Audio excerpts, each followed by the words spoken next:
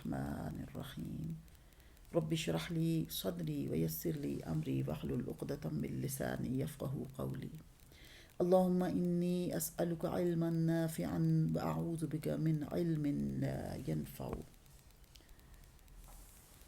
عزیز ساتھیوں، بچوں، بزرگوں، جوانوں، السلام علیکم ورحمۃ اللہ وبرکاتہ۔ آتے ہیں حضور کریم صلی اللہ علیہ وآلہ وسلم کی سیرت مبارکہ کی طرف کہ آپ صلی اللہ علیہ وآلہ وسلم کا حضرت خدیجہ رضی اللہ تعالیٰ عنہ کے ساتھ نکاح ہوتا ہے اور اس کے بعد کیا بات رونما ہوتی ہے۔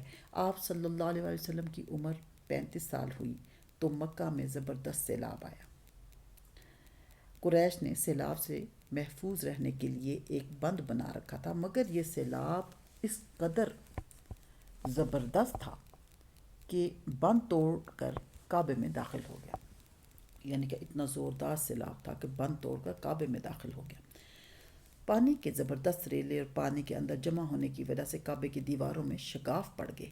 اس سے پہلے ایک مرتبہ یہ دیواریں آگ لگنے کی وجہ سے کمزور ہو چکی تھیں، اور یہ واقعہ اس طرح ہوا تھا کہ ایک مرتبہ کوئی عورت کعبے کو دھونے دے رہی تھی کہ اس آگ میں سے ایک چنگاری اڑ کر کعبے کے پردوں تک پہنچ گئی۔ اس سے پردوں کو آگ لگ گئی اور دیواریں تک جل گئیں۔ اس طرح دیواریں بہت کمزور ہو گئی تھیں۔ یہی وجہ تھی کہ سیلاب نے ان کو کمزور دیواروں میں شگاف کر دیے۔ سیدنا ابراہیم علیہ السلام نے کعبے کی جو دیواریں اٹھائی تھیں وہ 9 گز اونچی تھیں۔ ان پر چھت نہیں تھی۔ لوگ کعبے کے لیے نذرانے وغیرہ لاتے تھے۔ یہ نذرانے کپڑے اور خوشبوؤں وغیرہ ہوتی تھیں۔ کعبے کے اندر جو کنواں تھا، یہ سب نذرانے اس کنویں میں ڈال دیے جاتے تھے۔ کنواں اندرونی حصے میں دائیں طرف تھا۔ اس کو کعبے کا خزانہ کہا جاتا تھا۔ کعبے کے خزانے کو ایک مرتبہ ایک چور نے چرانے کی کوشش کی۔ چور کنویں ہی میں مر گیا۔ اس کے بعد اللہ سبحانہ و تعالیٰ نے اس کی حفاظت کے لیے ایک سانپ کو مقرر کر دیا۔ یہ سانپ کنویں کی منڈیر پر رہتا تھا، کسی کو خزانے کے نزدیک نہیں آنے دیتا تھا۔ قریش بھی اس سے خوف زدہ رہتے تھے۔ اب جب کہ کعبے کی دیواروں میں شگاف پڑ گئے اور نئے سرے سے اس کی تعمیر کا مسئلہ پیش آیا تو اللہ سبحانہ و تعالیٰ نے ایک پرندے کو بھیجا، وہ اس سانپ کو اٹھا لے گیا۔ یہ بات البدایہ و نہایہ میں ہے۔ یہ دیکھ کر قریش کے لوگ بہت خوش ہوئے۔ اب انہوں نے نئے سرے سے کعبے کی تعمیر کا فیصلہ کر لیا اور پروگرام بنایا کہ بنیادیں مضبوط بنا کر دیواروں کو زیادہ اونچا اٹھایا جائے۔ اس طرح دروازے کو بھی اونچا کر دیا جائے گا تاکہ کعبے میں کوئی داخل نہ ہو، صرف وہی شخص داخل ہو جسے وہ اجازت دیں۔ اب انہوں نے پتھر جمع کیے۔ ہر قبیلہ اپنے حصے کے پتھر الگ جمع کر رہا تھا۔ چندہ بھی جمع کیا گیا۔ چندے میں انہوں نے پاک کمائی دی، ناپاک کمائی نہیں تھی۔ مثلاً طوائفوں کی آمدنی، سود کی کمائی، دوسروں کا مال غصب کر کے حاصل کی گئی دولت چندے میں نہیں تھی، اور پاک کمائی انہوں نے بلا وجہ نہیں دی تھی۔ ایک خاص واقعہ پیش آیا تھا جس سے وہ اس نتیجے پر پہنچے تھے کہ اس کام میں صرف پاک کمائی لگائی جائے گی۔ وہ واقعہ یوں تھا۔ ایک قریشی سردار ابو وہب عمرو بن عابد نے جب یہ کام شروع کرنے کے لیے ایک پتھر اٹھایا تو پتھر اس کے ہاتھ سے نکل کر پھر اسی جگہ پہنچ گیا جہاں سے اسے اٹھایا گیا تھا۔ اس پر قریشی حیران پریشان ہوئے۔ خود وہب کھڑا ہوا اور بولا، اے گروہ قریش، کعبے کی بنیادوں میں سوائے پاک مال کے کوئی دوسرا مال شامل مت کرنا۔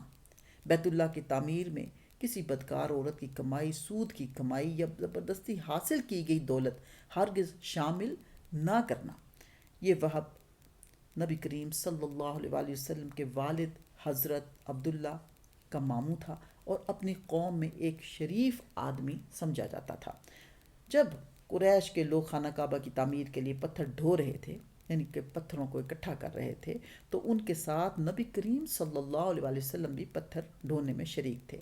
آپ صلی اللہ علیہ وسلم پتھر اپنی گردن پر رکھ کر لا رہے تھے۔ تعمیر شروع کرنے سے پہلے قریش کے لوگوں نے خوف محسوس کیا کہ دیواریں گرانے سے کہیں ان پر کوئی مصیبت نہ نازل ہو جائے۔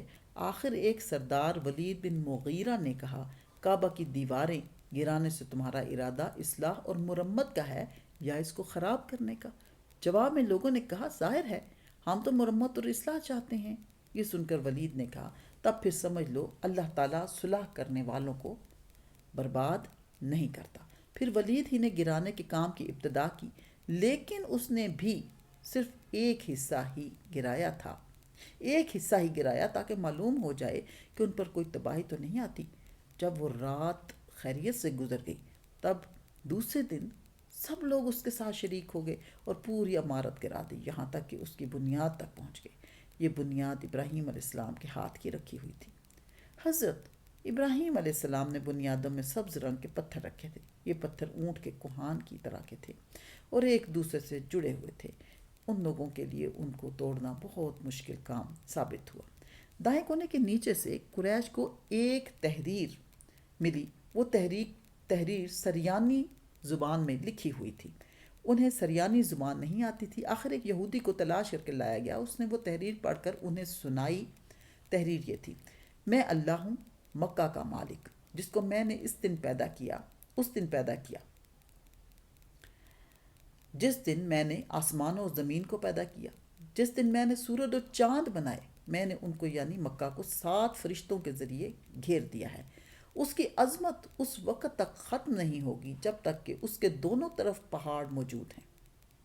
ان پہاڑوں سے مراد ایک تو ابو قیس پہاڑ ہے جو کہ صفا پہاڑی کے سامنے ہے، اور دوسرا قائی قان پہاڑ ہے جو مکہ کے قریب ہے اور جس کا رخ ابو قیس پہاڑ کی طرف ہے، اور یہ شہر اپنے باشندوں کے لیے پانی اور دودھ کے لحاظ سے بہت بابرکت اور نفع والا ہے۔ یہ پہلی تحریر تھی۔ دوسری مقام ابراہیم سے ملی، اس میں لکھا تھا: مکہ اللہ تعالیٰ کا محترم اور معظم شہر ہے، اس کا رزق 3 راستوں سے اس میں آتا ہے۔ یہاں 3 راستوں سے مراد قریش کے 3 تجارتی راستے ہیں۔ ان 3 راستوں سے قافلے آتے جاتے تھے۔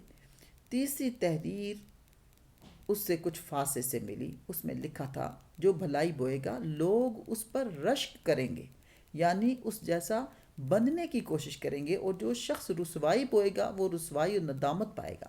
تم برائیاں کر کے بھلائی کی آس لگاتے ہو، ہاں یہ ایسا ہی ہے جیسے کیکر یعنی کانٹے دار درخت میں کوئی انگور تلاش کرے۔